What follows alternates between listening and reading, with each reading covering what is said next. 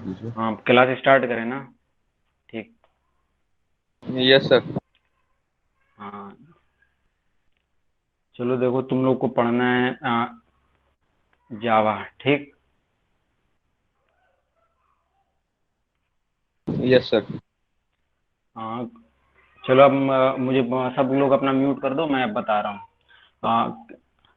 क्यों computer language, मतलब क्यों आखिर ये प्रोग्रामिंग लैंग्वेज है, क्या आखिर मतलब इससे क्या फ़ायदा है, क्यों आखिर ये हम लोग जावा पढ़ने जा रहे हैं, क्यों?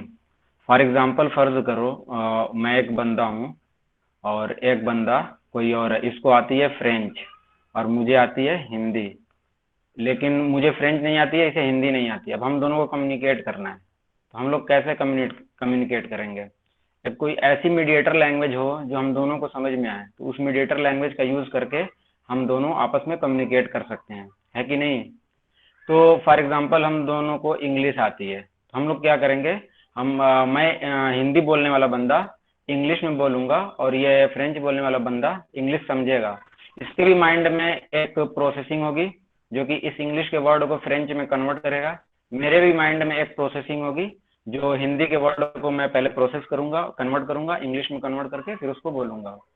तो इसी जो माइंड में जो प्रोसेसिंग होती है, यहीं पे रोल आता है कंपाइलर का। उसी तरह सेम प्रोग्रामिंग लैंग्वेज है। सिस्टम, तुम लोग को पता है, जो सिस्टम होता है वो जीरो या वन समझता है, और ह्यूमन जो है जीरो वन यानी असेंबली लैंग्वेज नहीं समझता है। तो हम सिस्टम से कैसे इंटरेक्ट करेंगे? इसी के लिए बनाई गई है high level language. High level language बोले तो एक ऐसी लैंग्वेज जो ह्यूमन अंडरस्टैंड करता है, यानी जो ह्यूमन समझे, और उस लैंग्वेज का यूज करके उस कोड को ऐसे लैंग्वेज में कन्वर्ट कर ले, जैसे यहाँ पे मैं अपने माइंड को यूज करके इंग्लिश में कन्वर्ट कर रहा था, उसी तरह उस लैंग्वेज का यूज करके उस जीरो और वन में कन्वर्ट कर ले उस इंस्ट्रक्शन को, ताकि उसको मशीन समझ सके, ये इंस्ट्रक्शन को मशीन समझ सके। तो इसी तरह कई सारी हाई लेवल लैंग्वेज है, उसमें से जो तुम लोग को पढ़ना है वो है जावा। जावा है, सी है, सी प्लस प्लस है। डायरेक्ट तुम लोग मशीन कोड भी लिख सकते हो, जो लो लेवल मशीन कोड होता है, जो लो लेवल की लैंग्वेज होती है या असेंबली लैंग्वेज होती है या जो मशीन लैंग्वेज होती है, इसे तुम लोग लिख सकते हो। लेकिन ये क्या है, ये बहुत टफ पड़ती है लिखने के लिए, जिसको आसानी से ह्यूमन जो है समझ नहीं पाता है। इसीलिए प्रोग्रामिंग लैंग्वेज बनाई गई है, ताकि उसको ह्यूमन जो है आसानी से उसको समझ सके, क्योंकि वो इंग्लिश, देखोगे वो कंप्लीट जो है इंग्लिश के कीवर्ड्स वगैरह उसमें जो है सपोर्ट कर रहे होते हैं। तो उससे क्या है कि समझने में आसानी होती है और कोड लिखने में आसानी होती है, जिसकी मदद से हम लोग मशीन को समझा सकते हैं कि एक्चुअली हम लोग मशीन से क्या बात करना चाहते हैं। मशीन को हम लोग बोलेंगे कि हाँ भाई, इस डिजिट को जोड़ दो, इस डिजिट को मल्टीप्लाई कर दो, या कोई भी इस डिजिट को प्रिंट कर दो। तो बोलने के लिए हम लोग इंग्लिश में वो लिखेंगे, लेकिन इंटरनली कंपाइलर की मदद से वो कोड ट्रांसलेट होगा मशीन लैंग्वेज में, और वो कोड जाके मशीन उसको अंडरस्टैंड करेगी, फिर उसको आउटपुट देगी। फिर उस आउटपुट को एक ह्यूमन अंडरस्टैंड कर सकता है। यहाँ पे हाई लेवल लैंग्वेज का रोल आता है। समझ गए क्यों आता है ना? Yes sir. अब देखो, अब इस लैंग्वेज का यूज करके अब हम लोग डेवलपर हैं, सुने होंगे कि जावा डेवलपर हैं, सी प्लस प्लस डेवलपर है। अभी इसी लैंग्वेज का यूज करके हम लोग को एक ऐसा इंटरफेस बनाना है, या इसको बोलते हैं ऐसा सॉफ्टवेयर बनाना है जिसको इंड यूजर आसानी से समझ सके। अभी ये क्यों है? क्योंकि हम तो डायरेक्टली इंटरेक्ट कर ले रहे हैं कोड से, मशीन से। लेकिन हम जो कोड से इंटरेक्ट कर रहे हैं, वो जो इंड यूजर है, जो क्लाइंट है, वो तो नहीं ना जानता है कोडिंग। उसे क्या पता कि जावा क्या चीज़ है, कोड क्या चीज़ है। तो उसके लिए हम लोग इंटरफेस एक्चुअल में डिजाइन कर रहे होते हैं। इसके लिए क्लाइंट के लिए एक इंटरफेस डिजाइन कर रहे थे, उसी इंटरफेस को बोलते हैं सॉफ्टवेयर। ये सॉफ्टवेयर जो डिजाइन करते हैं किसी भी हाई लेवल लैंग्वेज से डिजाइन करते हैं। तुम लोग के सिनेरियो में तुम लोग जावा से जा रहे हो डिजाइन करने, फॉर एग्जांपल। ठीक। अब जावा ही क्यों? और भी तो लैंग्वेज है, तो जावा क्यों? सी क्यों नहीं, सी प्लस प्लस क्यों नहीं? जावा ही क्यों? तुम लोग सिलेबस में जो तुम लोग के सी होगी, सी प्लस प्लस रही होगी, पहले से तुम लोग पढ़े होगे।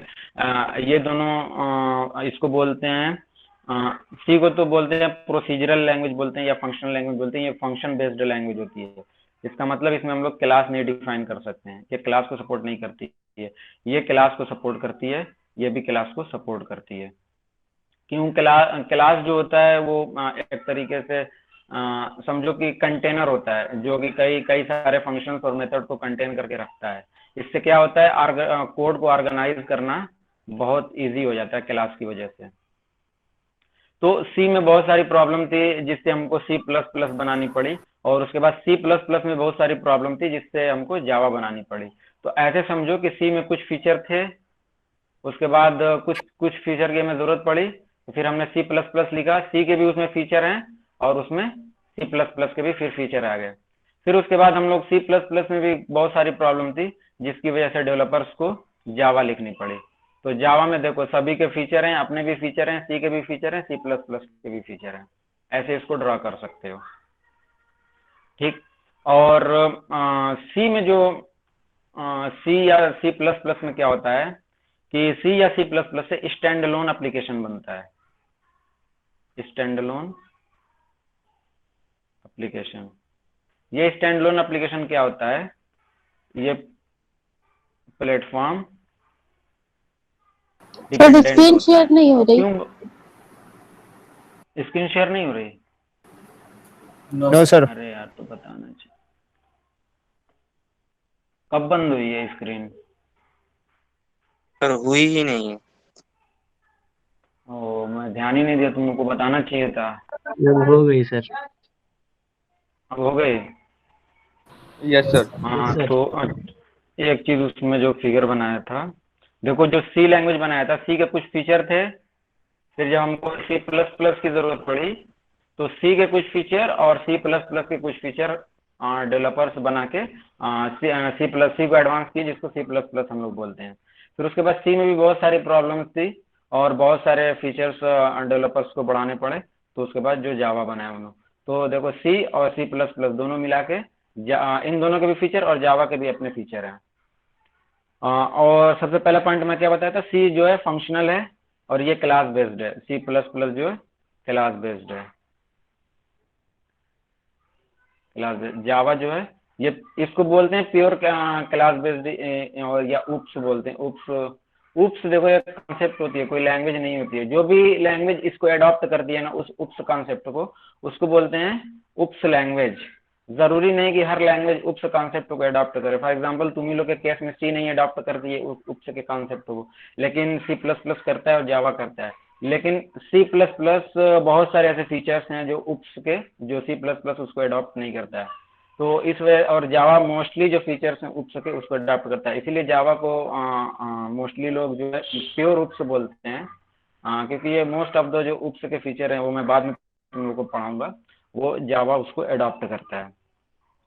और सी जो सी क्या है, सी डायरेक्ट मशीन पे एग्जीक्यूट होता है। सी का जैसे कोड लिखे, C for example demo dot C, इसको कंपाइलर में पास किए, कंपाइलर डायरेक्ट इसको कन्वर्ट करेगा demo dot E X E. ये demo dot E X E direct machine पे एग्जीक्यूट होगा, मशीन पे एग्जीक्यूट होगा और तुम लोग को आउटपुट देगा। ये प्रोसीजर होता है सी और सी प्लस प्लस दोनों। तो इसमें प्रॉब्लम क्या है, इसकी वजह से हम लोग सिर्फ इसमें स्टैंड अलोन एप्लीकेशन बना सकते हैं। स्टैंड अलोन एप्लीकेशन मीन्स ये प्लेटफॉर्म डिपेंडेंट एप्लीकेशन होता है, जो कि किसी हार्डवेयर पे रन करने के लिए एक प्लेटफॉर्म की जरूरत पड़ती है और उसी प्लेटफॉर्म पे उसका कंपाइलर इसको मशीन कोड में कन्वर्ट करना चाहिए। ये कंपलसरी है। स्टैंड अलोन एप्लीकेशन जो प्लेटफॉर्म डिपेंडेंट होता है, उसी प्लेटफॉर्म का कंपाइलर उसको कंपाइल करेगा कोड, वही कोड उस मशीन पे चलेगा। जैसे for example demo dot E X E जिस मशीन पे तुम लोग इसको कंपाइल किए हो, अब इसको चाहोगे तुम लोग लाइनक्स पे चलाने को, तो डेमो डॉट ई एक्स ई लाइनक्स पे नहीं चलेगा। हाँ, इस डेमो डॉट ई एक्स ई को अगर लाइनक्स के मशीन पे कंपाइल कर लो तो लाइनक्स के मशीन पे वो वाला कोड चलेगा, जो भी उसका एक्सटेंशन आएगा लाइनक्स। तो ये प्लेटफॉर्म डिपेंडेंसी जो है या फिर स्टैंड अलोन एप्लीकेशन, ये दोनों में जो प्रॉब्लम थी, इसको जावा से इसको इन्होंने दूर किया। जावा क्या है, प्लेटफॉर्म इंडिपेंडेंट है। इसको बोलते हैं write once and execute everywhere. क्यों? जावा में जो है जब प्रोग्राम लिखते हैं इसमें कंपाइलर भी जो कंपाइलर करता है इसको बाइट कोड में कन्वर्ट करता है। जो जावा का जो प्रोग्राम होता है इसका कंपाइलर जो है कोड को बाइट कोड में कन्वर्ट करता है। ये बाइट कोड जो है प्लेटफॉर्म इंडिपेंडेंट होता है। यानी इस बाइट कोड को हम लोग किसी भी प्लेटफॉर्म पे रन करा सकते हैं। फॉर एग्जांपल विंडोज में रन कराना हो हम लोगों को, लाइनक्स में रन कराना हो, इस बाइट कोड को, जो कि जिसको बोलते हैं डॉट क्लास फाइल बोलते हैं इसको डॉट क्लास, जिसका एक्सटेंशन डॉट क्लास फाइल होता है बाइट कोड को। तो जावा क्या करता है, सबसे पहले जब हम लोग प्रोग्राम लिखते हैं तो सबसे पहले उसको कंपाइल करता है, फिर कंपाइल करके क्या करता है, उसको बाइट कोड में कन्वर्ट करता है। वो बाइट कोड जो है किसी भी प्लेटफॉर्म पे वो रन करता है। अभी आगे बताऊंगा ये सब कैसे होता है। ठीक, इतना समझ में आ गया? Yes sir. जावा को इसीलिए इंटरप्रेटेड लैंग्वेज बोलते हैं। इंटरप्रेटेड लैंग्वेज बोलते हैं क्योंकि इसमें देखो, फर्स्ट जो स्टेप में जो हम लोग का था, हमने क्या किया था, इसको बाइट कोड में कन्वर्ट किया था कंपाइलर की मदद से। सेकेंड टाइम इसको हम लोग एग्जीक्यूट कराना है, रन टाइम पे एग्जीक्यूट करा रहे हैं, तो वहां पे इंटरप्रेटर आता है। तो जावा में दोनों यूज होता है, कंपाइलर और इंटरप्रेटर दोनों यूज होता है जावा में। ठीक, और ये जावा में और भी बहुत सारे फीचर हैं, जैसे जावा मल्टी थ्रेडिंग को सपोर्ट करता है। हाँ बोलो। Hello sir. सर जावा में जो है, हम लोग जो हाँ बोलो।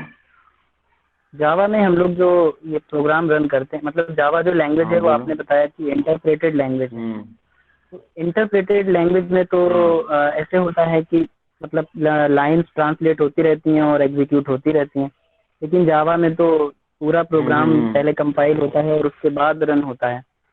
तो सर ये इंटरप्रेटेड लैंग्वेज कंप्लीट प्रोग्राम जैसे हम लोग, हाँ, जैसे हम लोग फर्स्ट टाइम जो हमारा जो जावा प्रोग्राम होता है, जिसका एक्सटेंशन जो डॉट जावा लिखते हैं, ये कंपाइलर में पास होता है। या कंपाइलर क्या करता है, कुछ नहीं करता है, इसी सेम जावा के कोड को बस एक और फाइल में कन्वर्ट कर देता है, डॉट क्लास फाइल में। डॉट क्लास फाइल में बस इसका इतना ही काम है कि कंपाइल टाइम अगर कोई एरर है, यानी किसी ने जावा के कोड में किसी ने कंपाइल टाइम मिस्टेक की है, जैसे किसी ने कॉमा छोड़ दिया हो कहीं पे, या फिर कोई भी कंपाइल टाइम मिस्टेक कर दिया हो, तो कंपाइलर तुरंत बता देगा कि हाँ ये कंपाइल टाइम मिस्टेक है, इसको ठीक कर लो। अगर कंपाइल टाइम मिस्टेक नहीं है किसी लाइन में, जैसे मान लो तुम लोग वेरिएबल लिख रहे थे int इक्वल टू 0, अब तुम लोग इसको डिक्लेयर करना भूल गए, सिर्फ इक्वल टू 0 लिख दिए, तो यहाँ पे कंपाइल टाइम मिस्टेक हो गई, तो कर्सर उससे आगे नहीं बढ़ेगा, कंपाइलर यहीं पे इसको रोक देगा और बोलेगा इसको पहले ठीक करो। जब इसको ठीक कर लोगे, जब पास हो जाएगा, तो इसको क्लास फाइल में कन्वर्ट कर लेगा। अब समझो कि ये क्लास फाइल अब तुम लोग को इंटरप्रेटर में डालना है। कंपाइलर का काम यहाँ से खत्म हो गया, अब तुम लोग को इसी क्लास फाइल को इंटरप्रेटर में डालना है। तो अब इस क्लास फाइल को इंटरप्रेटर में डालोगे, तब इंटरप्रेटर लाइन बाय लाइन इसको पढ़ेगा, लाइन बाय लाइन पूरा कंप्लीट पढ़ेगा। अब इसमें क्या है, इसमें भी जो तुम कह रहे हो एरर आ सकता है, ऐसा नहीं है कि क्लास फाइल बन गई तो कोई एरर नहीं आ सकता, रन टाइम एरर आ सकता है, रन टाइम एरर आ सकता है तुम लोगों का, ऑब्जेक्ट का कोई एरर आ सकता है, object memory allocation D allocation का एरर आ सकता है तुम लोगों को, ऑब्जेक्ट राइट का एरर आ सकता है, कौन सा ऑब्जेक्ट का राइट किसके पास है, मे बी उसका वायलेशन हो रहा हो। तो ये यहाँ पे इंटरप्रेटर जो है, अगर वहां पे कुछ एरर रहेगा तो इंटरप्रेटर वहां पे बता देगा कि हाँ तुमने रन टाइम पे यहाँ पे मिस्टेक किया हुआ है, लाइन बाय लाइन एग्जीक्यूट करके। अगर सब चीज पास हो इंटरप्रेटर गया भी तो फिर कंपाइलर की तरह, सर इंटरप्रेटर भी तो कंपाइलर की तरह ट्रांसलेटर ही है ना एक। हाँ ट्रांसलेटर, लेकिन ट्रांसलेटर है। लाइन बाय लाइन होता है ना। तो सर अगर हम कंपाइलर से कंपाइल कर रहे हैं कुछ कोड्स को, तो फिर उसको इंटरप्रेटर से ट्रांसलेट करने की क्या जरूरत है, उसको तो काम ही नहीं रहेगा फिर। क्यों नहीं जरूरत है बताओ? क्योंकि जावा में इस वजह से जरूरत पड़ती है। जावा अगर अगर सिर्फ कंपाइलर से हम काम चला लेते हैं तो जावा प्लेटफॉर्म इंडिपेंडेंट नहीं, क्योंकि ये कंपाइल कोड के तुम चाहे कि एक बार कंपाइल करें और एग्जीक्यूटेबल कोड मिल जाए, तुम यही ना चाह रहे हो कि कोई भी हो ये जैसे विंडोज एक्सी समझता है, तुम लोग ये रहे हो कि ये जावा ये डायरेक्ट जो है फाइलों के EXE में कन्वर्ट, ये डायरेक्ट में कन्वर्ट हो जाएगा, तो ये प्लेटफॉर्म नहीं बन पाएगा। विंडोज पे ही चल सकता है अगर वन स्टेप में अगर इसको किए तो। अब इन्होंने प्लेटफॉर्म डिपेंडेंसी को खत्म करने के लिए ये बीच में एक लगाया है, इंटरप्रेटेड लैंग्वेज इसको बनाया है। क्यों? क्लास फाइल है, अभी मैं आगे JVM बताऊंगा ये कैसे काम करता है। ये क्लास है, ये जो JVM होता है ये प्लेटफॉर्म अलग अलग प्लेटफॉर्म पे जो भी क्लास फाइल है उसको सपोर्ट करता है। चलो अभी JVM आगे आएगा तो बताऊंगा ये कैसे काम करता है। चलिए इतना समझ गए ना। जी जी जावा सर, समझ गए। क्यों जरूरत पड़ी, सी सी प्लस प्लस से क्यों नहीं हम लोग काम चला। और स्टैंड अलोन एप्लीकेशन कई बार मैं यूज किया हूँ स्टैंड, और बस एप्लीकेशन है वो प्लेटफॉर्म डिपेंडेंट। एग्जाम्पल हम सी या सी विंडोज के लिए अगर हम लोग लिख रहे हैं सॉफ्टवेयर तो ये सिर्फ विंडोज में चलेगा।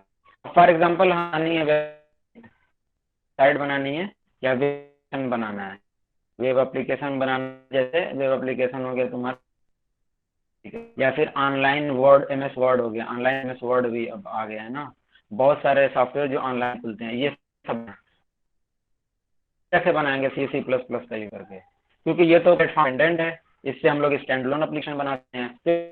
बड़ी इंटरनेट बहुत तेजी से जब दुनिया में आने लगा तो सोचे कि ऐसी लैंग्वेज बनाए जो स्टैंड अलोन एप्लीकेशन के साथ साथ वेब एप्लीकेशन करे। तो इस वजह से जावा जो है वो वेब एप्लीकेशन को सपोर्ट करती है, वेब एप्लीकेशन डेवलपमेंट सपोर्ट है, सॉफ्टवेयर डेवलपर को भी सपोर्ट है, अपने को भी सपोर्ट करती है, मोबाइल एप्लीकेशन करती है।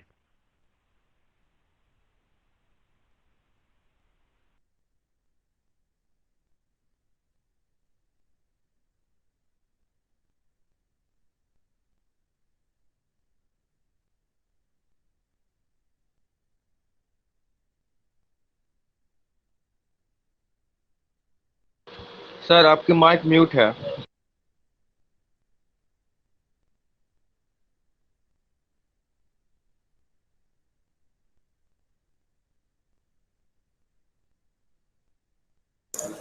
हेलो सर, आपकी आवाज हेलो नहीं आ रही है। सर आपकी माइक म्यूट है। स्पीकर ऑफ है लैपटॉप का।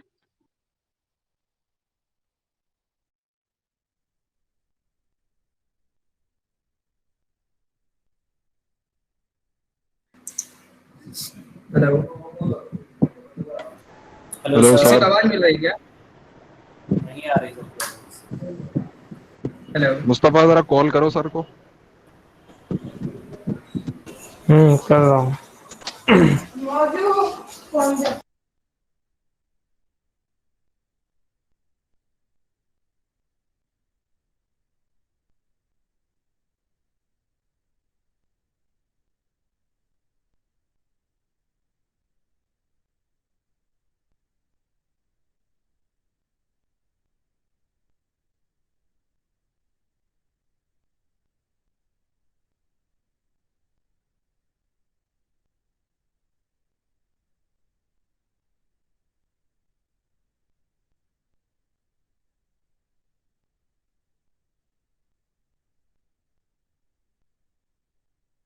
हाँ हेलो।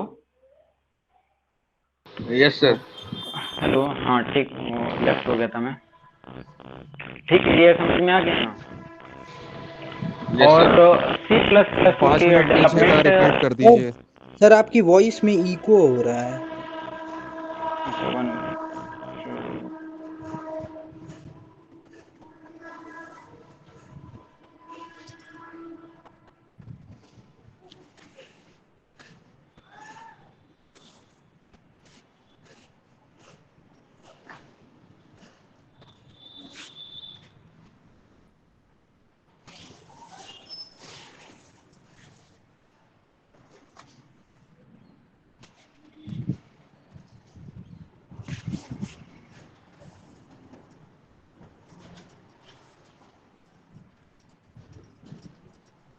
हाँ अब गई क्या आवाज?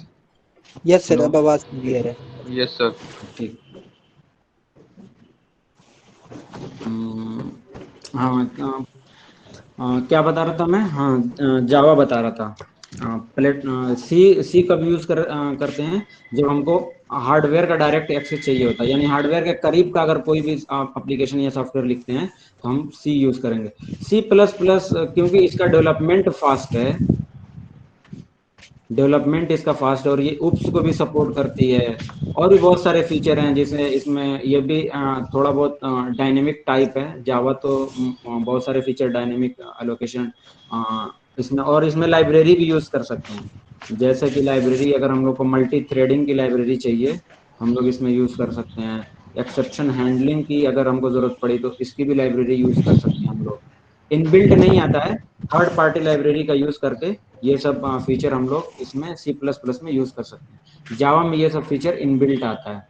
तो इससे क्या है कि देखो इतना सारा फीचर जब हम लोग अडॉप्ट कर लिए और ये हार्डवेयर के करीब भी है और फास्ट भी होगी जावा से थोड़ा बहुत, तो इससे क्या है, इससे मोस्टली तुम लोग देखते हो जो गेम्स बनता है वो सी प्लस प्लस का यूज करके बनता है, या गेम्स बनता है या तो फिर कोई हार्डवेयर का एप्लीकेशन, जैसे कि तुम्हारे कार का म्यूजिक प्लेयर हो गया, कार का म्यूजिक प्लेयर जो देखते हो तुम लोग, ये इस तरह के जितने के भी सॉफ्टवेयर होते हैं, या कियोस्क मशीन हो गई, कियोस्क में जो ऑर्डर वगैरह करते हैं सब वो डायरेक्ट मशीन पे चलता है ना, इस तरह का एप्लीकेशन जो है सी प्लस प्लस से डेवलप करना इजी होता है।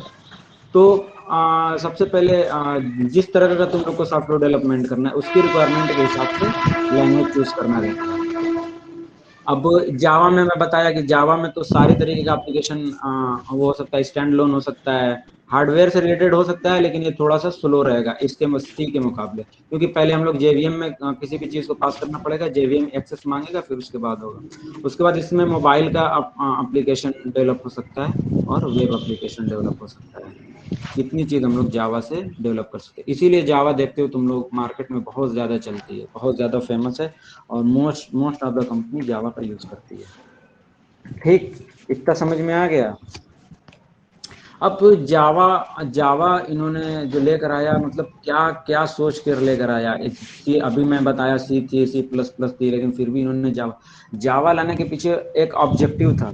वो कंप्लीट ऑब्जेक्टिव मैं लिख दे रहा हूँ।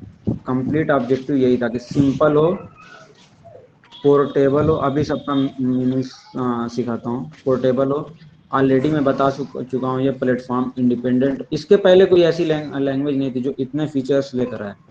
सिक्योर्ड हो, हाई परफॉर्मेंस हो, इतनी ऑब्जेक्टिव था जावा को लाने के पीछे। मल्टी थ्रेडेड हो, मल्टी थ्रेडेड हो जिसमें उप्स कॉन्सेप्ट भी सपोर्ट करे और डायनेमिक भी हो। इतना इतना ऑब्जेक्टिव था जावा को लाने के पीछे। तो जो जावा जब इनिशियली इन्होंने बनाया था, तुम लोग सुने होंगे जो लोग जावा पढ़े होंगे, इन्होंने सबसे पहले किसके लिए बनाया था? सेटअप बॉक्स के लिए बनाया था। सेटअप बॉक्स के लिए बनाया था, टेलीविजन के लिए बनाया था। एक्चुअली में ये लोग डेवलप कर रहे थे एक ऐसा मतलब एक ऐसा सेटअप बॉक्स के लिए, टेलीविजन के लिए, और भी बहुत सारे जो होम अप्लायंस के जितने भी आते हैं हार्डवेयर, होम अप्लायंस में वॉशिंग मशीन हो गई, फ्रिज हो गई, और बाकी जितनी भी चीजें, एक ऐसा प्रोग्रामिंग लैंग्वेज ये लोग डेवलप कर रहे थे जो इजिली ये सब हार्डवेयर पे रन करे, और जो पोर्टेबल हो, यानी कि एक हार्डवेयर से दूसरे हार्डवेयर में हम लोग इजिली जा सके, एक आर्किटेक्चर से दूसरे आर्किटेक्चर हम लोग इजिली जा सके। अब देखो जावा जो है सी प्लस प्लस के मुकाबले सिंपल है। जब तुम लोग सीखोगे तुम लोग को खुद ही अंदाज लगेगा कि कितनी सिंपल है ये। क्योंकि सिंपल इस वजह से, इस सेंस में बोला जाता है ना, कंप्यूटर साइंस में कोई भी सिंपल, उसका डॉक्यूमेंटेशन अवेलेबल रहता है। जिस चीज का जितना बेटर डॉक्यूमेंटेशन अवेलेबल होता है उसको उतना सिंपल बोला जाता है। क्यों बोले तो अगर डॉक्यूमेंटेशन अवेलेबल नहीं रहेगा तो डेवलपर कैसे समझेंगे कि इस फंक्शन, इस मेथड, इस क्लास का यूज हमको कैसे करना है। तो उसी तरह जब तुम लोग सी प्लस प्लस के लिए डॉक्यूमेंटेशन जब तुम लोग सर्च करोगे तो बहुत ही रेयर और लेस है सी प्लस प्लस का डॉक्यूमेंटेशन इंटरनेट पे, क्योंकि इसको कोई भी बड़ी कंपनी जो है इसको मैनेज नहीं करती है। उसी तरह जावा को बड़ी कंपनी आजकल ओरेकल मैनेज करती है। तो जब भी नया फीचर कोई भी जावा में आता है उसका कंप्लीट डॉक्यूमेंटेशन ओरेकल प्रोवाइड कराती है कि कौन कौन सा नया डॉक्यूमेंटेशन आया, कौन कौन सी नई क्लास ऐड हुई, कौन कौन सी नया मेथड ऐड हुआ, कौन कौन सा नया फीचर ऐड हुआ, इस फीचर को कैसे यूज करना है। तो ये क्या होता है, डेवलपर्स के लिए इसको यूज करना इजी होता है। जिस भी प्रोग्रामिंग लैंग्वेज का जितना बेटर डॉक्यूमेंटेशन रहेगा डेवलपर्स को उतना इजी रहेगा उसको यूज करना। तो उसी सेंस में उसको सिंपल बोला जाता है, कंप्यूटर साइंस की लैंग्वेज में सिंपल बोला जाता है। और पोर्टेबल इसको क्यों बोला जाता है, अभी मैं तुम लोग को बताया था कि जावा का जो एक्सटेंशन है उस कंपाइलर डॉट क्लास फाइल में कन्वर्ट करता है। ये dot class file platform independent होती है। जो फर्स्ट टाइम जो कंपाइलर होता है इसका, जो फर्स्ट फेज में हमको लोग करते हैं, ये प्लेटफॉर्म डिपेंडेंट होता है।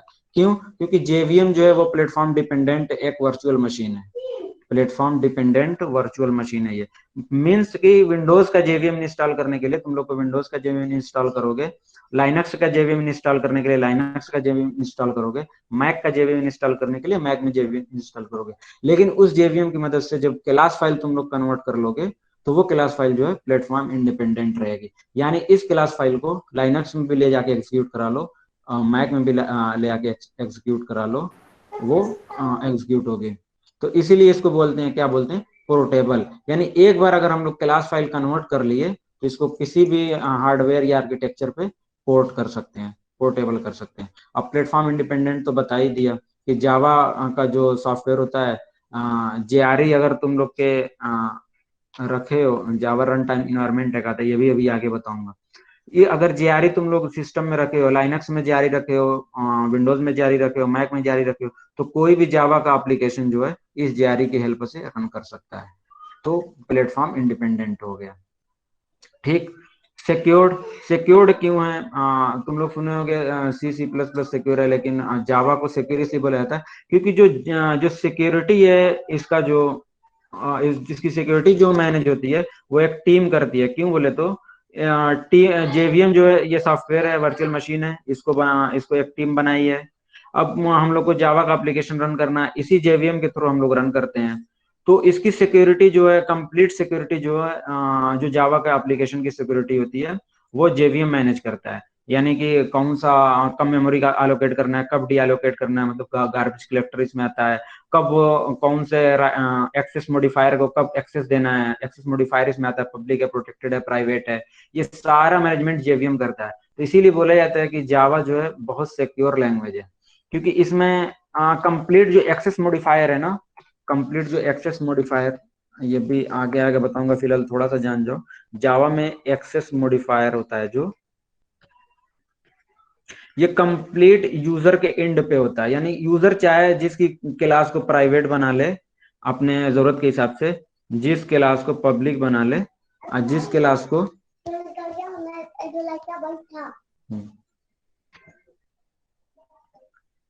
पब्लिक बना ले और जिस क्लास को प्रोटेक्टेड बना ले, ये एक्सेस मॉडिफायर की हेल्प से यूजर अपने प्रोग्राम को सिक्योर कर सकता है।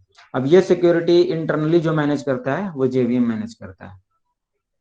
उसी तरह इसमें गार्बेज कलेक्टर आता है, और ये जो हम लोग जब ऑब्जेक्ट बनाएंगे देखेंगे, ऑब्जेक्ट का कोई भी राइट रूल्स वायलेशन वगैरह जो भी सिक्योरिटी है वो भी सब जेवीएम मैनेज करता है। तो इसीलिए हम लोग जावा को बोलते हैं कि ये सिक्योर लैंग्वेज है।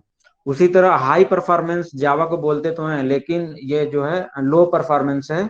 किससे? सी और सी प्लस प्लस से। क्यों लो परफॉर्मेंस है? बताया कोई? अभी बताया हूँ। हाई परफॉर्मेंस तो जावा को बोलते हैं, लेकिन सी सी प्लस प्लस से क्यों लो परफॉर्मेंस है? उसमें सर एरर्स बहुत होते हैं सर, क्योंकि इसमें हार्डवेयर स्लो है। और कोई बताया? सर सी और C plus plus hardware dependent है, लेकिन जावा हार्डवेयर डिपेंडेंट नहीं, इसलिए।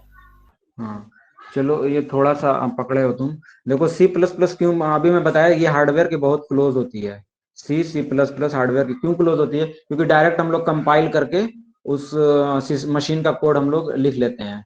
एक बार कंपाइल करते हैं, वो कोड जो है मशीन कोड में कन्वर्ट हो जाता है, जिसकी वजह से हम लोग हार्डवेयर के बहुत करीब आ जाते हैं। जब भी हमको हार्डवेयर का एक्सेस चाहिए होता है, फट से ये रिक्वेस्ट करता है कर्नल को, कर्नल इसको एक्सेस दे देता है कोई भी।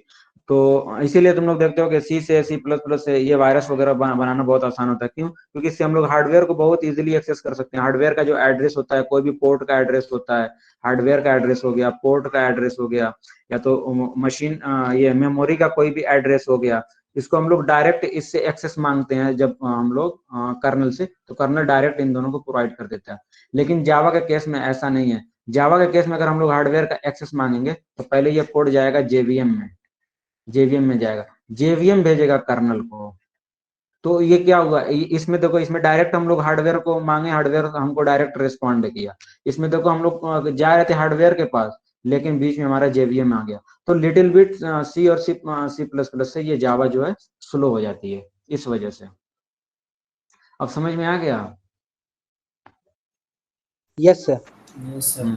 क्योंकि जो हाई लेवल का जो कोड है, जो ह्यूमन समझ रहा है, हाई लेवल का जिसको हम लोग कोड बोलते हैं, जिसको प्रोग्रामिंग लैंग्वेज बोलते हैं, जिसको ह्यूमन समझता है, इंग्लिश का जो वर्ड होता है, उसको इसमें एक ही स्टेप में इसको मशीन कोड में कन्वर्ट कर लेते हैं।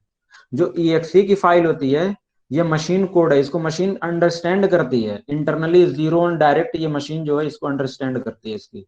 तो इससे कितना फास्ट हुआ बताओ, डायरेक्ट हमको EXE फाइल मिल गई, EXE फाइल डायरेक्ट हार्डवेयर को एक्सेस कर रही है। लेकिन इसमें अगर जो हम लोग को जो फाइल बन के जो मिलेगी हम लोग की, वो JVM के थ्रू पास होगी, तो थोड़ा सा स्लो हो जाएगी। लेकिन और लैंग्वेज से अगर कंपेयर करोगे तो फास्ट है जावा फिर भी। ठीक उसी तरीके से जावा जो है क्या बोलते हैं, मल्टी थ्रेडेड है। मल्टी थ्रेडेड आगे टॉपिक जब आएगा तो बताऊंगा, फिलहाल थोड़ा सा बता देता हूँ। सी तो नहीं है, C++ में एक्स्ट्रा लाइब्रेरी यूज करके मल्टी थ्रेडिंग यूज कर सकते हो। देखते हो कि जो क्या बोलते हैं प्रोसेसर होता है, प्रोसेसर में एक बार में एक ही प्रोसेस अंदर जा सकता है, सिर्फ वन प्रोसेस अंदर जा सकता है।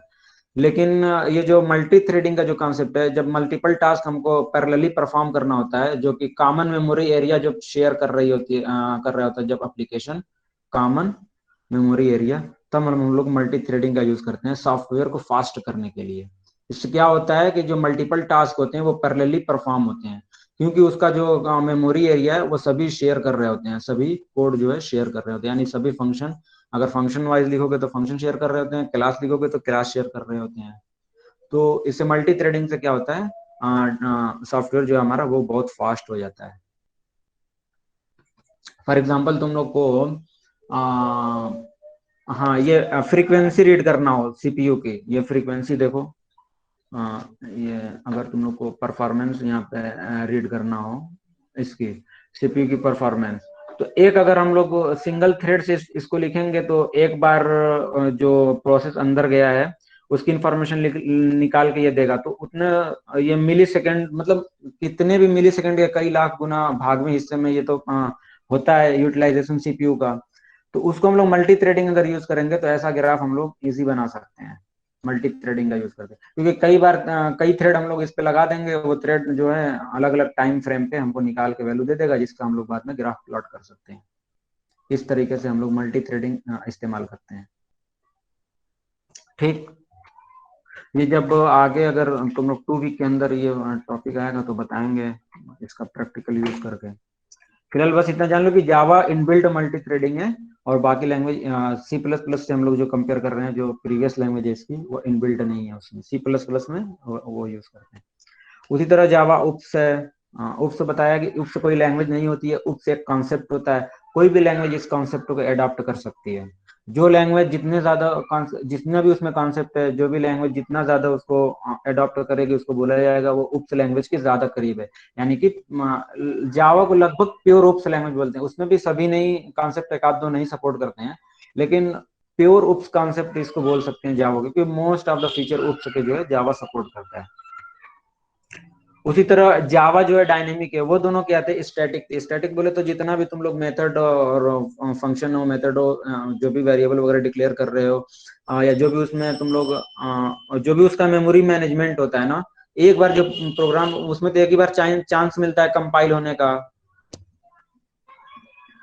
तो एक ही बार उसको करना होता है, कौन सा वेरिएबल कौन सी मेमोरी कब एलोकेट करना है, कौन से मेथड को कितनी मेमोरी भेजना है, वो सब उसमें एक ही बार एलोकेट होता है, तो इसलिए उसको बोलते हैं स्टैटिकली टाइप्ड लैंग्वेज बोलते हैं। लेकिन जावा में दोनों स्टैटिकली भी है, जब कंपाइल टाइम हम लोग करते हैं तो आगे मैं बताऊंगा कब इनिशियलाइज होती है जावा में मेमोरी, तो डिफॉल्ट जो है उसका जो वेरिएबल का जो डिफॉल्ट वैल्यू होती है उससे इनिशियलाइज हो जाती है वैल्यू, तो उस टाइम वो स्टैटिकली होती है। लेकिन उसके बाद अगर कुछ हम लोग उसमें वैल्यू अपडेट वगैरह करते हैं या फिर वैल्यू की जरूरत पड़ती है तो डायनेमिकली होता है जावा में, तो जावा को बोलते हैं डायनेमिकली टाइप्ड लैंग्वेज। तो मेन ये है कि डायनेमिकली टाइप्ड में जो मेमोरी मैनेजमेंट है असल जावा का, तुम लोग को आगे बताऊंगा कंप्लीट JVM का मेमोरी मैनेजमेंट, क्योंकि मेमोरी मैनेजमेंट अगर तुम लोग सीख लेते हो तो तुम लोग को प्रोग्राम बनाना बहुत इजी हो जाएगा। कोई भी लैंग्वेज का मेमोरी मैनेजमेंट बहुत इंपॉर्टेंट चीज होती है, और जितनी उसमें टर्मिनोलॉजी आती है वो सब इंपॉर्टेंट होता है। तो ये सब जितनी टर्मिनोलॉजी मैं बोल रहा हूँ, ये सब जावा के पर्सपेक्टिव से बोल रहा हूँ, ये सब तुम लोग को आना बहुत जरूरी है। ठीक, तो ये समझ गए ना डायनेमिकली टाइप्ड क्यों है, और एक डायनेमिक पॉलीमॉर्फिज्म भी जावा सपोर्ट करता है, ये भी आगे बताऊंगा, अभी नहीं तुम लोग को समझ में आएगा, क्योंकि इसमें मैं बताया था कि रन टाइम में जेवीएम इन्वॉल्व होता है। तो जेवीएम रन टाइम में बताता है कि कौन से फंक्शन को कॉल करना है और कौन सी मेमोरी एलोकेट करना है at the run time, at run time बताता है। तो क्या हुआ, जावा डायनेमिकली टाइप्ड लैंग्वेज है। ठीक, इसी तरह जावा को जो बोलते हैं रोबस्ट बोलते हैं, ये भी तुम लोग सुने होंगे, जावा को बोलते हैं रोबस्ट, रोबस्ट लैंग्वेज बोलते हैं। रोबस्ट बोले तो जावा में बहुत सारे फीचर जो इनबिल्ट आते हैं, जिसकी वजह से जावा को रोबस्ट बोलते हैं, यानी इसका डेवलपमेंट बहुत इजी हो जाता है। अभी मल्टी थ्रेडेड इसमें कह सकते हो, ऑटोमेटिक इसमें गार्बेज कलेक्टर होता है, जैसे जो तुम लोग मेमोरी एलोकेट करते ना हो, तो मैनुअली उसको डी एलोकेट करने की जरूरत नहीं होती है, उसको गार्बेज कलेक्टर जावा का खुद वो सब चीज मैनेज कर लेता है कि कब तुम लोग का वेरिएबल खाली हुआ है, कब जो है रेफरेंस खाली हुआ है ऑब्जेक्ट का, ये गार्बेज कलेक्टर ऑटोमेटिकली उसको डिलीट कर देता है मेमोरी से, जिससे क्या है प्रोग्राम एफिशिएंट भी हो जाता है। क्या हो जाता है, प्रोग्राम एफिशिएंट हो जाता है, यानी कि मेमोरी मैनेजमेंट को बहुत एफिशिएंटली मैनेज करता है जावा। क्या करता है, बहुत एफिशिएंटली मैनेज करता है। उसी तरह जावा में एक आता है एक्सेप्शन हैंडलिंग भी, ये भी सी में नहीं है, सी प्लस प्लस में लाइब्रेरी के थ्रू इसको यूज कर सकते हैं। एक्सेप्शन हैंडलिंग बोले तो जब तुम लोग कोई रन टाइम मिस्टेक कर रहे होते हो, तो जावा उसको बहुत सारे इनबिल्ट एक्सेप्शन हैंडलिंग मेथड है जिससे उस एक्सेप्शन को हैंडल कर लेता है। एक्सेप्शन कोई रन टाइम एरर नहीं है कि जैसे तुम लोग कंपाइल टाइम में इसको पकड़ सको, ये रन टाइम एरर है। फॉर एग्जाम्पल तुम लोग 10/0 करोगे, 10/0 इनफाइनाइट है, तो यहाँ पे जावा एक्सेप्शन एरेज कर देगा। उसी तरह जब एरे बनाओगे, तो फॉर एग्जांपल एरो के तुम लोग एरे की साइज एलोकेट किए हो, अब इस साइज के बाहर कोई वैल्यू इसमें पुट कर रहे हो, तो array index out of bound exception यहाँ पे आता है, यानी कि यहाँ पे कोई चीज तुम लोग ना एक्सेस कर सकते हो, नहीं इंसर्ट कर सकते हो। तो इस तरीके की चीज जो रन टाइम में मैनेज होता है, ये जावा बहुत एफिशिएंटली मैनेज करता है, क्योंकि इसमें इनबिल्ट एक्सेप्शन हैंडलिंग आती है। तो क्या क्या बोलेंगे जावा को, इस सब फीचर की वजह से रोबस्ट बोलेंगे। ठीक, ये तो तुम लोग जावा की इतनी तारीफ सुन ली है। अब बोलो तो जावा कैसे काम करता है, यानी अब हम लोग जावा से कैसे कहाँ से स्टार्ट करें। तो जावा का जो सॉफ्टवेयर जो डेवलप करते हैं उसको बोलते हैं, जिसकी हेल्प से उसको बोलते हैं जेडीके, जावा डेवलपमेंट किट। क्या बोलते हैं इसको, डेवलपमेंट किट। तुम लोग कोई गूगल से जब डाउनलोड करोगे तो क्या लिखोगे, जेडीके लिखोगे, डाउनलोड जेडीके, तो तुम लोग को ओरेकल का पेज ओपन हो जाएगा। अगर कोई नहीं डाउनलोड कर पाया तो बताओ, तो उसको मैं बता दूंगा कैसे डाउनलोड करना है, ठीक ना। बस लिखना है गूगल में जेडीके। हम लोग को क्या क्या क्या डाउनलोड करना है, डेवलपमेंट किट हम लोग को डाउनलोड करना है। क्यों क्यों बोले तो हम लोग जा रहे हैं सॉफ्टवेयर डेवलप करना है। इस डेवलपमेंट किट में 3 चीजें आती हैं। सबसे पहले कंपाइलर, फिर उसके बाद उसको बोलते हैं लाइब्रेरी या एपीआई बोल सकते हो उसको, एपीआई लाइब्रेरी या पैकेज, कुछ भी बोलो जो तुम लोग को समझ में आए। मीन्स कई सारे एक्स्ट्रा पैकेज आते हैं जिसकी हेल्प से हम लोग प्रोग्राम को बनाना और इजी हो जाता है। जो थर्ड मोस्ट इंपॉर्टेंट है इसके अंदर आता है जेआरई, जावा रन टाइम इन्वायरमेंट। क्या इसका फुल फॉर्म है, जावा रन। तुम लोग सिर्फ और सिर्फ जेआरई भी इंस्टॉल कर सकते हो। अगर सिर्फ तुम लोग को जावा रन कराना है, डेवलप नहीं करना है, तो सिर्फ तुम लोग इसको जेआरई इंस्टॉल कर लो, तुम लोग जावा को रन टाइम सिर्फ जावा को रन करा सकते हो। फॉर एग्जांपल तुम लोग बचपन में देखे होगे, पहले मोबाइल आता था जो जावा का सपोर्ट करता था, उसमें जावा का गेम चलता था। तो उसमें क्या, उस मोबाइल में क्या रहता है, जेआरई रहता है, जेआरई रहता है। तो जब गेम जो डेवलप करेगा उसको, वो जो यूजर है उसको तो सॉफ्टवेयर डेवलप करना नहीं है, उसको तो सिर्फ रन कराना है, जो जावा से बना हुआ एप्लीकेशन उसको रन कराना है। तो उस मोबाइल में क्या रहता था, पहले से जेआरई भरा रहता था, तो जब भी कोई जावा का गेम रहता था तो उस मोबाइल में एग्जीक्यूट हो जाता था और वो गेम चलने लगता था। तो उसी तरह अगर तुम लोग को भी सिर्फ कोई एप्लीकेशन बना के दे दिया कि हाँ ये जावा बेस्ड एप्लीकेशन है, लो इसको अपने सिस्टम पे इंस्टॉल कर लो, तो तुम लोग को जेडीके इंस्टॉल करने की उस वक्त जरूरत नहीं है। तुम लोग जाके गूगल में लिखोगे डाउनलोड जेआरई, तो सिर्फ तुम लोग को जेआरई डाउनलोड हो जाएगा, ठीक। और उस प्रोग्राम को उस जेआरई की हेल्प से रन करा सकते हो। इसी जेआरई के अंदर, इतनी देरी से जो मैं जेवीएम कर रहा हूँ, इसी जेआरई के अंदर जेवीएम आता है, और इसी जेआरई के अंदर इंटरप्रेटर आता है जिसका नाम है जस्ट इन टाइम इंटरप्रेटर। क्या आता है इसमें, 2 चीज, Java virtual machine, Java virtual machine, और ये क्या है, जस्ट इन टाइम इंटरप्रेटर, यहीं पे इंटरप्रेटर आता है। ठीक,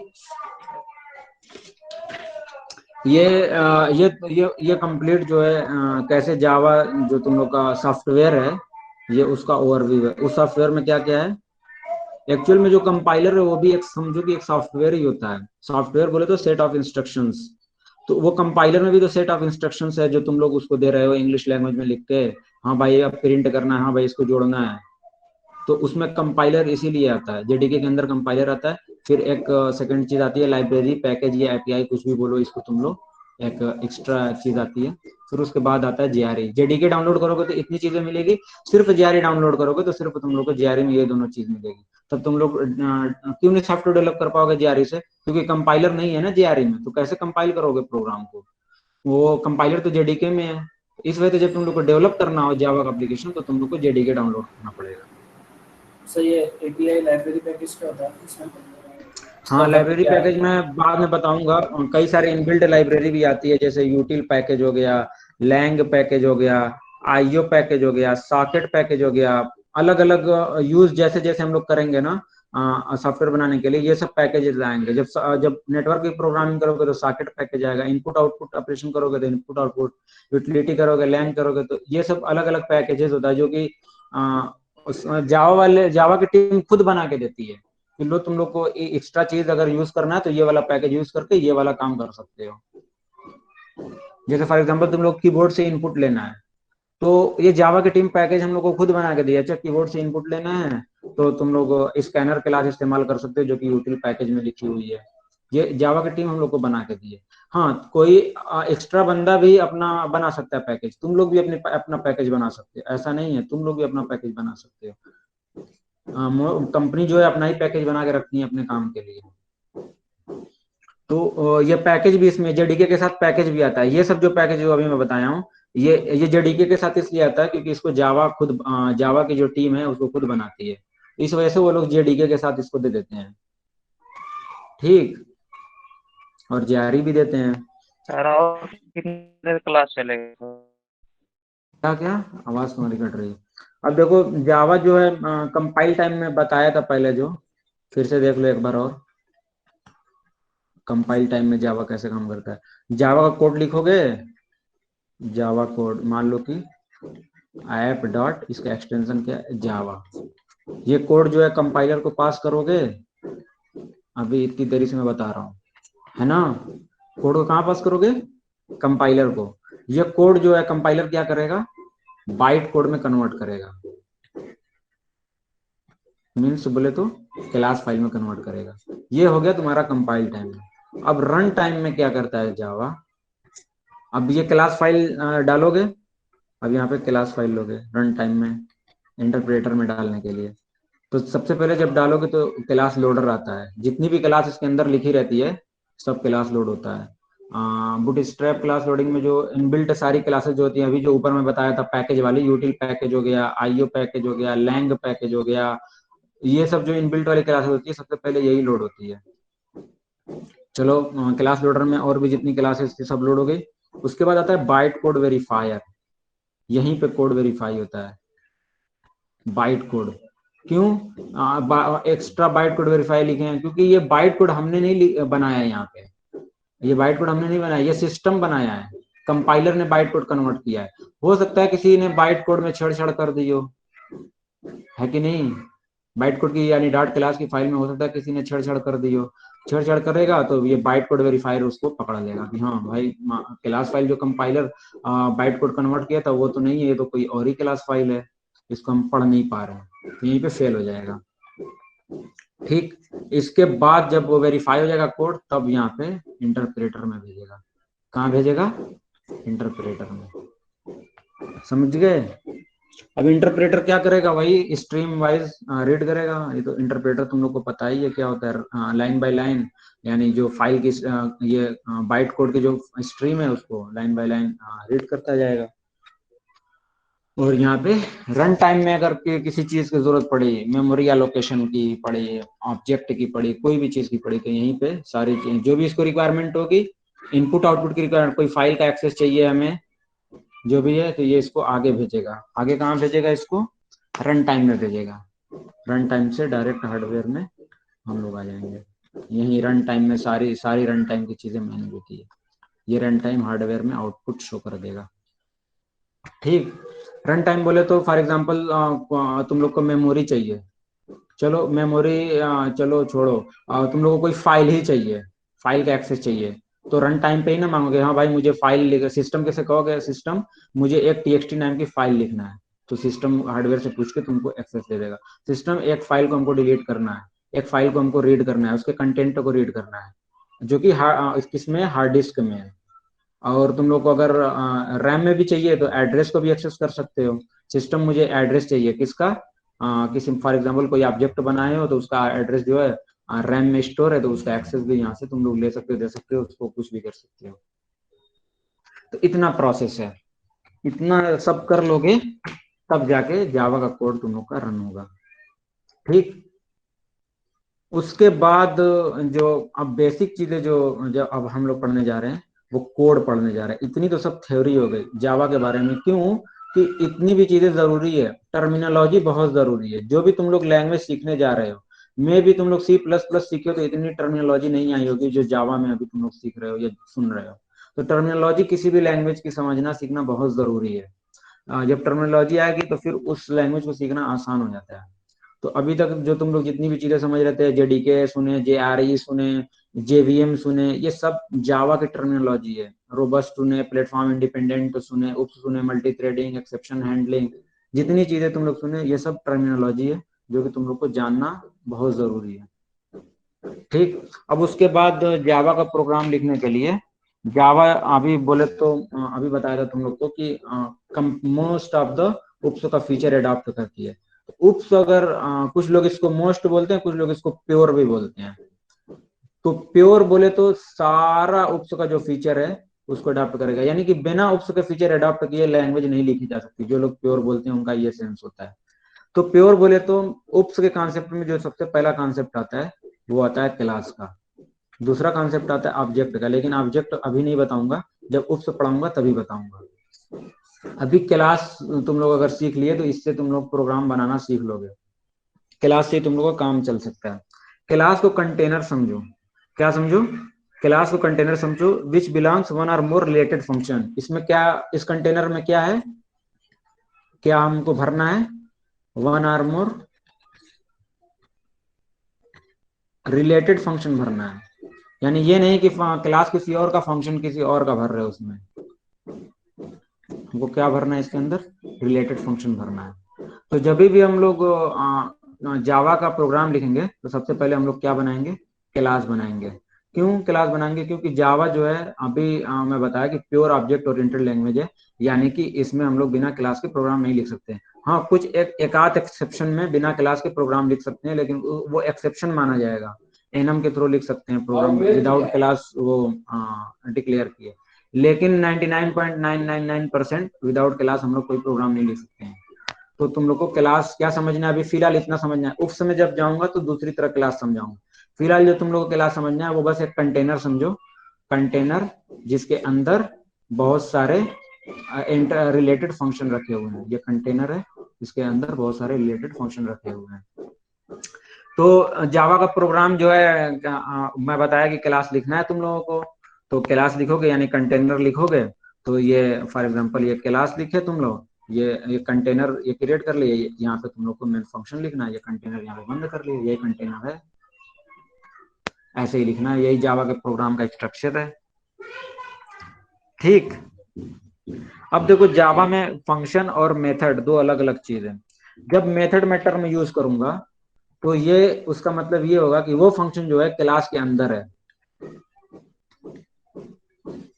जब मैं मेथड कहूंगा मेथड डिक्लेयर करो, यानी तुम लोग को यहाँ पे डिक्लेयर करना है। या तो मैं ऐसे बोलूंगा कि ये वाला मेथड जो है इस क्लास का मेथड है, तो क्या समझना कि वो जो मेथड है क्लास के अंदर लिखा हुआ है। ये टर्मिनोलॉजी है। ठीक, उसी तरीके से फंक्शन के अंदर इसके पहले एक चीज और बता देता हूँ, नेमिंग कन्वेंशन आता है। नेमिंग कन्वेंशन, देखो नाम से लग रहा है नेमिंग कन्वेंशन। नेमिंग कन्वेंशन बहुत इंपॉर्टेंट चीज है। क्यों? नेमिंग कन्वेंशन मीन्स कि जो कोड हम लोग लिख रहे हैं वो किसी रूल्स को फॉलो करे। वो रूल्स मैंडेटरी तो नहीं है, यानी उससे कोई ना कंपाइल टाइम मिस्टेक आएगी, नहीं रन टाइम मिस्टेक आएगी, लेकिन जब रूल फॉलो करोगे, सेट ऑफ रूल्स इसको बोल दो, set of writing rules. Naming convention को सेट ऑफ राइटिंग रूल्स, जब ये रूल्स फॉलो करोगे क्या करोगे, क्या होता है इससे कि जो थर्ड जो हमारा कि जो फॉर एग्जांपल तुम डेवलपर हो एक, ठीक, तुम एक कोड लिखे, तुम चाह रहे हो कि ये वाला भी डेवलपर इसको अंडरस्टैंड करे। तुम एक सम का फंक्शन बना रहे हो जिसमें तुम लोग जोड़ रहे हो एक को, ए प्लस बी जोड़ रहे हो, तुम लोग चाह रहे हो इसको समझाना। फॉर एग्जाम्पल तुम इसमें कुछ और लिख दिए, तुम लोग इसमें लिख दिए फंक्शन का नाम होम और इसको ए प्लस बी रहने दिए, और यहाँ पे एक और वैल्यू डिक्लेयर कर दिया जिसको कोई भी नाम दे दिए एक्स वाई जेड। तो ये बंदा क्या समझेगा कि ये फंक्शन यार क्या काम कर रहा है? इसको वन बाय वन तो लाइन रीड करेगा नहीं, कॉन्सेप्ट इसका समझेगा नहीं, लॉजिक इसका समझेगा नहीं। तो कंपनीज में क्या होता है, नेमिंग कन्वेंशन रूल फॉलो होता है, ताकि जब ये कोड तुम लोग दूसरे डेवलपर्स को दो या रिपोजिटरी में कमिट करो, जो और भी डेवलपर्स उस कोड पे काम कर रहे हैं, वो इस कोड को इजीली से समझ सकें। क्या कर सकें? इजी से समझ सकें। इसलिए नेमिंग कन्वेंशन रूल फॉलो करना चाहिए। तो नेमिंग कन्वेंशन जो जावा में फॉलो होता है, वो क्लास लिखने के लिए हमको पास्कल नेमिंग कन्वेंशन, देखो मैं कैसे लिख रहा हूं, पास्कल नेमिंग कन्वेंशन। देखो पास्कल का पी बड़ा है, एन बड़ा है और सी बड़ा है। तो क्लास लिखने के लिए जो कैपिटल लेटर से स्टार्ट करेंगे, फिर अगर किसी लेटर किसी वर्ड से उसको जोड़ना है तो फिर उसका कैपिटल लेटर लिखेंगे, फिर वर्ड से जोड़ना है तो फिर उसको कैपिटल लेटर लिखेंगे। ये रूल होता है। इसको फॉलो नहीं करोगे तो कोई एरर नहीं आएगी, लेकिन अच्छा नहीं माना जाता कि तुम लोग नेमिंग कन्वेंशन रूल को फॉलो नहीं कर रहे हो।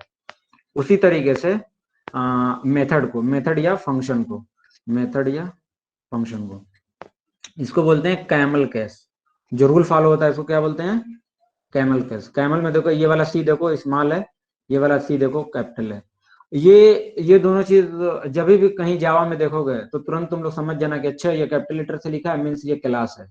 जब भी तुम लोग देखोगे कोई चीज स्मॉल लेटर से स्टार्ट हो रही है, बीच में उसका वर्ड जो है कैपिटल हो रहा है, तो तुम लोग तुरंत समझ जाना अच्छा ये चीज मेथड है।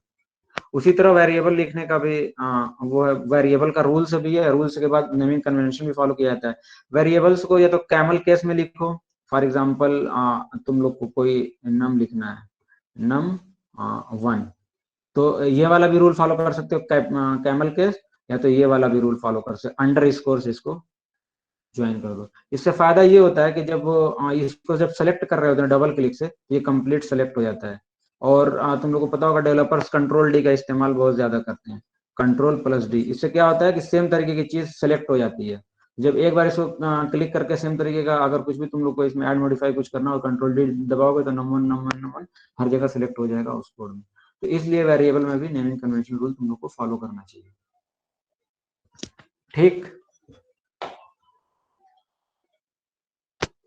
किसी को अब तक कुछ ना समझ में आया तो बोले, क्योंकि इसके बाद फिर मैं क्लास क्लास खत्म कर दूंगा, फिर उसके बाद प्रोग्राम बताऊंगा। तो प्रोग्राम को आना बहुत जरूरी है। तो अब तक हम लोग क्या क्या सीखे हैं नेमिंग कन्वेंशन रूल। तो एक डेमो बना लेते हैं, क्लास डेमो, देखो नेम खोले, इसमें क्या लिखेंगे? मेथड। फॉर एग्जांपल तुम लोग लिख दो वाइड कैलकुलेट। अब देखो ये वाला एफ कैपिटल लिखूंगा, कैलकुलेट फंक्शन।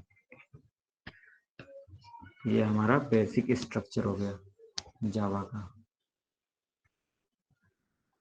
ठीक, समझ में आ गया बेसिक स्ट्रक्चर कैसे हम लोग कोड लिखेंगे। पहले हम लोग क्लास लिखेंगे, फिर उसके बाद उसके अंदर कोड लिखेंगे। हाँ, अब किसी जिसको क्या क्या नहीं समझ में आया आप बताएं।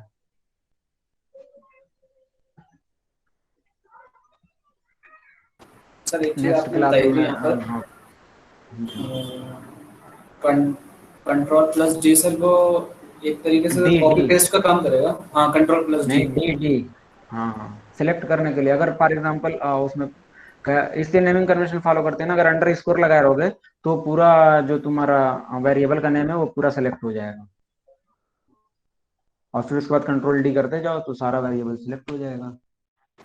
सर ये तो एडिटर का फीचर हो गया ना, इसलिए क्या चीज? एडिटर हम एडिशनल कौन सा फीचर यूज बोले कर तो रहे हैं ये? हाँ, एडिटर नहीं कौन सा सर, यूज करना है? एडिशनल। एडिटर कह रहे हो, ये इसलिए रूल फॉलो जी करते हैं ना, ये तुम लोग की आसानी के लिए है।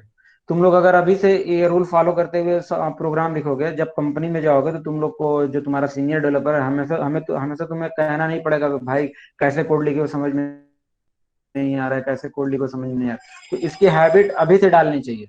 जब तुम लोग की हैबिट रहेगी कोड लिखने की, अच्छे कोड, ऑप्टिमाइज कोड लिखने की, अच्छे कोड लिखने की, अच्छे उसके नेमिंग कन्वेंशन रूल फॉलो करने की, तो वो कोड अच्छा माना जाता है। तो इस वजह से नेमिंग कन्वेंशन में बताया, और ये नहीं बहुत नहीं जरूरी सर, चीज है नेमिंग नेमिंग कन्वेंशन। कन्वेंशन तो इम्पोर्टेंट है, वो तो स्टैंडर्ड हो गया, बट सर मैं बात कर रहा हूँ कंट्रोल डी शॉर्टकट की, वो तो एडिटर पे हाँ, डिपेंड वो करेगी। एडिटर के ऊपर है, लेकिन mostly editor control D support करता है बाय डिफॉल्ट, मोस्टली एडिटर। क्योंकि एक बार जो डेवलपर्स फॉर एग्जांपल कोई वीएस कोड यूज करता है, मैं सबलाइम यूज करता हूँ, तो अगर मैं वीएस कोड पे जाता हूँ, मुझे कंट्रोल डी की जगह कुछ और मिला तो मुझे इरिटेशन होगी, फिर मैं उसको खोजूंगा, फिर सेट करूंगा। तो इस वजह से मोस्टली जो एडिटर की जो शॉर्टकट कीज होती है ना, वो सेम होती है। अगर कुछ कीज नहीं होती है तो अपने से मैनुअल भी सेट कर लेते हैं कोई। और इसमें बताओ कुछ, इसमें जावा में कुछ नहीं समझ में आया तो वो बताओ कैसे काम करता है जावा, ये सब चीजें जो चीज नहीं समझ में आई, क्यों जावा जरूरी है, क्यों आखिर कंपाइल टाइम में कैसे जावा कंपाइल करता है प्रोग्राम, रन टाइम में कैसे करता है, सी प्लस प्लस या सी की जगह जावा ही क्यों यूज करें, क्या क्या बनाने के लिए, ये सब बताओ, कुछ डाउट है तो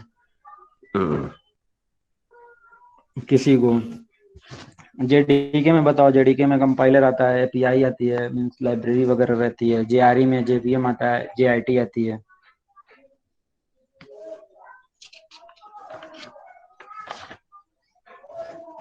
सर ठीक है, फिर जेआरई में डाउट। सर आपने हाँ। एक चीज बताई थी, JVM Java virtual machine, sir वो सिक्योरिटी के लिए वर्क करती है, और सर इसमें एक चीज और हाँ है, क्यों? जेआईटी।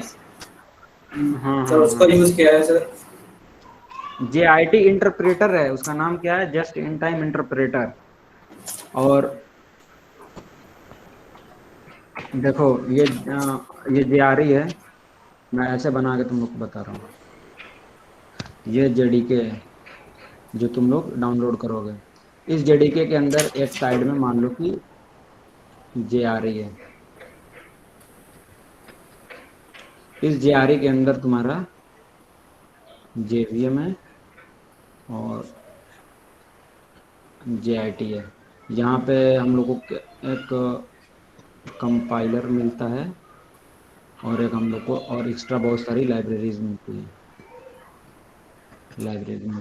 ये पूरा आर्किटेक्चर है जेडीके का। अब ये जेवीएम मैं उसी वक्त बताया था, ये वर्चुअल मशीन है। वर्चुअल मशीन बोले तो विंडोज पे लाइनक्स तुम लोग चलाते ना, उसको क्या बोलते हो, वर्चुअल मशीन ही बोलते हो। विंडोज के ऊपर अगर लाइनक्स चलाना हो या लाइनक्स के ऊपर विंडोज चलाना, तो उसको क्या बोलते हो, उसको वर्चुअल मशीन ही बोलते हो। उसी तरह ये एक समझो कि ये कंप्लीट एक ऑपरेटिंग सिस्टम है जेवीएम। क्या है, एक वर्चुअल मशीन है, ये कंप्लीट एक ऑपरेटिंग सिस्टम है, इसको ऐसे समझो, ये सारे ऑपरेशन परफॉर्म करता है जो ऑपरेटिंग सिस्टम करता है। मैं बोला ना कि किसी को मेमोरी की जरूरत पड़ी, किसी को हार्डवेयर एक्सेस की जरूरत पड़ी, किसी को हार्ड डिस्क की जरूरत पड़ी, मीन्स हार्ड डिस्क की फाइल वगैरह की, तो वो कहाँ पे जाएगा, वो जेवीएम पे जाएगा, जेवीएम के पास जाएगा, क्योंकि जेवीएम भी एक एज अ ऑपरेटिंग सिस्टम काम कर रहा है जावा में। किसी भी चीज की जरूरत प्रोग्राम को पड़ेगी तो वो किसके पास जाएगा, वो जेवीएम के पास जाएगा। जेवीएम फिर जो है इंटरनल हार्डवेयर को कॉल करेगा, फिर जो भी इसको मिलेगा वो रिटर्न बैक करेगा। ऐसे है, किसी भी चीज को रेफरेंस करना हो, किसी मेमोरी को अलोकेट करना हो, मेमोरी एड्रेस, तो यहीं जाएंगे, अलोकेट करना हो, डी अलोकेट करना हो, कुछ भी करना हो, यहीं जाएंगे। एक्सेस लेना हो किसी पोर्ट का एक्सेस लेना हो, हार्डवेयर का एक्सेस लेना हो, ड्राइवर लिख रहे हो तुम लोग तो, सॉकेट का एक्सेस लेना हो, तो कहाँ जाएंगे हम लोग, जेवीएम के पास जाएंगे। उसी तरह फाइल का एक्सेस लेना है तो हार्ड डिस्क को चलेंगे, फाइल का सर एक्सेस लेना है तो। हाँ बोलो। इस लैंग्वेज को सीखने से क्या फायदा है सर? जावा लैंग्वेज से, जावा से तुम लोग एप्लीकेशन बना सकते हो, means stand alone application software बना सकते हो। स्टैंड अलोन बोले तो ये विंडोज पे चलेगा, मैक पे चलेगा, लाइनक्स पे चलेगा। कंपनीज यूज करती, जाते हो तुम लोग शॉपिंग करने कियोस्क मशीन में देखते हो, मोस्टली जो सॉफ्टवेयर होता है इसी से जावा जावा से ही लिखा जाता है। डीमार्ट फॉर एग्जांपल गए तुम लोग शॉपिंग करने, जब पेमेंट वगैरह करते हो, एक सिस्टम रहता है ना, वहाँ स्कैन करके सट सट यस सब सर, करते हैं। तो उस तरीके का सॉफ्टवेयर होगा जिसमें सिक्योरिटी और वो पोर्टेबिलिटी बहुत इंपॉर्टेंट हो, तो उसके उसमें तुम लोग बना सकते हो, वेब एप्लीकेशन बना सकते हो, मीन्स वेबसाइट बना सकते हो, बहुत सारे वेब एप्लीकेशन। और जो है क्या बोलते हैं, ब्लॉगिंग इसी में आता है क्या सर? क्या क्या ब्लॉगिंग। ब्लॉग, हाँ ब्लॉग का सॉफ्टवेयर भी इससे बना सकते हो, ब्लॉग एप्लीकेशन भी बना सकते हो। और तुम लोग क्या सर बना सकते हो ये इससे, मोबाइल एप्लीकेशन बना सकते हो। क्यों बोले तो एंड्रॉयड, सर गेमिंग भी तो बना एंड्रॉयड जो सकते है, हैं, क्या क्या गेमिंग वगैरह। हाँ गेमिंग का बना सकते हो, लेकिन वही है कि C++ से मोस्टली इसलिए बनाया जाता है कि थोड़ा फास्ट होता है गेमिंग।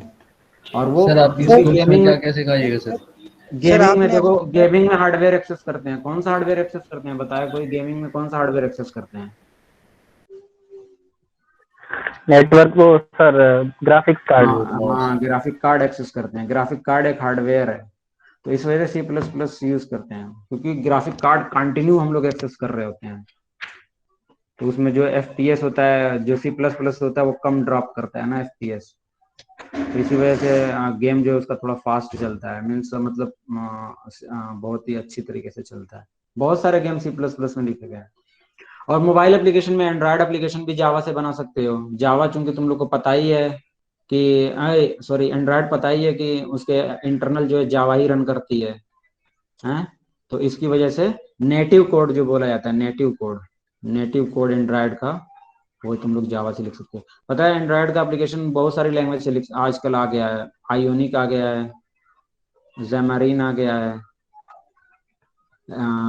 रिएक्ट आ गया है। इससे लिखने से ये क्या, ये इसको नेटिव नहीं बोलते हैं, इसको एक बार लिखोगे ना, इसके internal native Java code run करता है। और इसको बोलते हैं एक बार आयोनिक कोड लिखोगे तो वही सेम आयोनिक कोड एंड्रॉयड पे भी चलता है और मैक उस पे सॉरी आईफोन में भी चलता है। उसी तरह इसमें भी एक बार कोड लिखोगे तो एंड्रॉयड में भी चलेगा, आईफोन में भी चलेगा, इसमें भी एक बार कोड लिखोगे तो एंड्रॉयड में भी चलेगा और आईफोन में चलेगा। तो इसीलिए इसको बोलते हैं ये नेटिव नहीं है।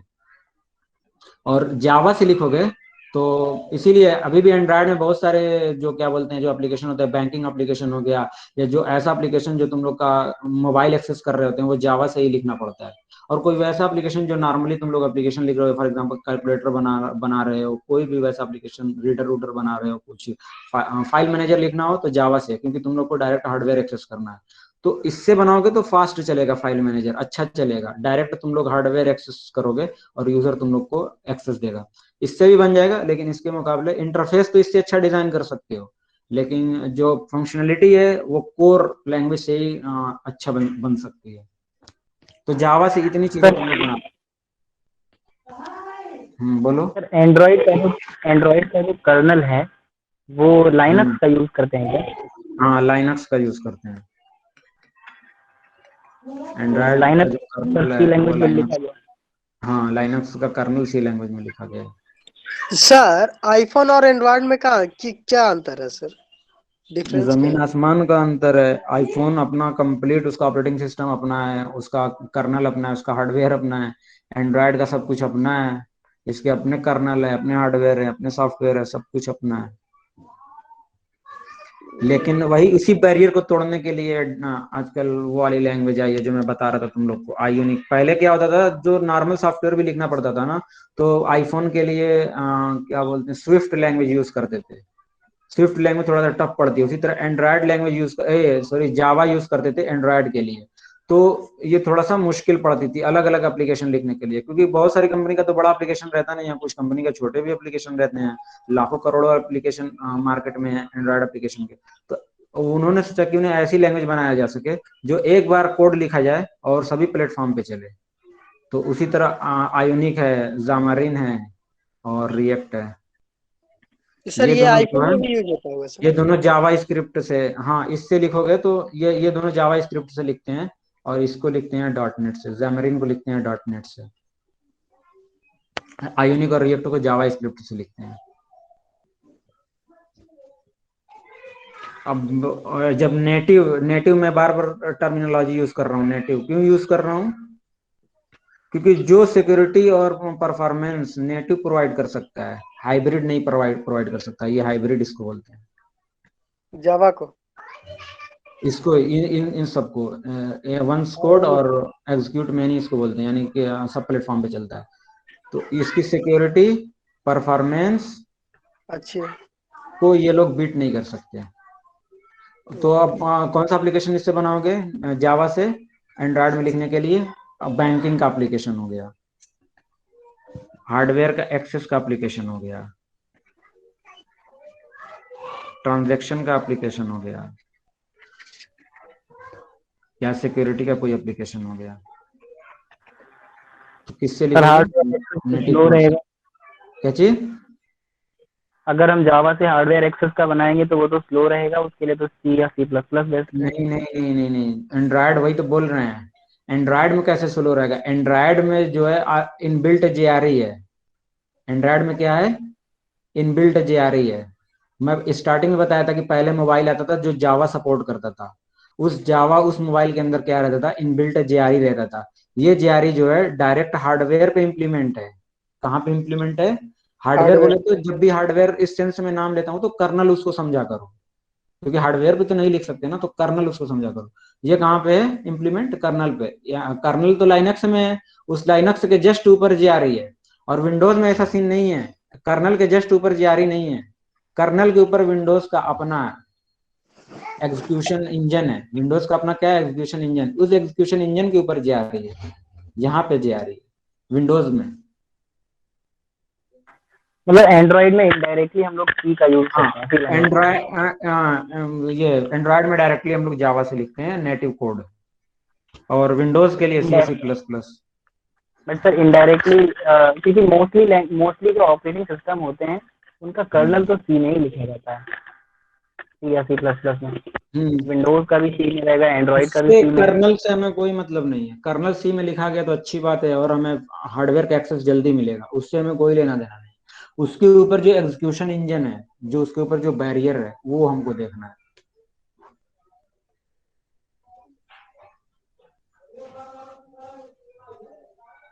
समझ में आ गया ना सबको?